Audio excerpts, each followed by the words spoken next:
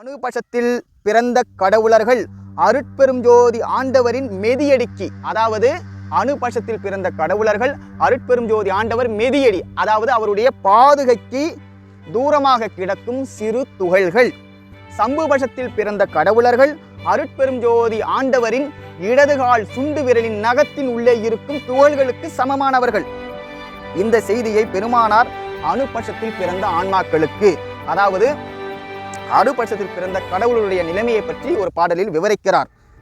அடர் மலர்த்தடையால் தடையூறும் அயன்மால் அரண் மாயச்சுரன் சதாசிவன் வான் படர்த்தர விந்து பிரணவ பிரம்மம் பறை பரம் பரன் என்னும் இவர்கள் சுடர்மணி பொதுவில் திருநடம் புரியும் துணையடி பாதுகை புறத்தே இடர்கட வயங்கு துகள் என அறிந்தே ஏத்துவேன் திருவடி நிலையே என்கிறார்.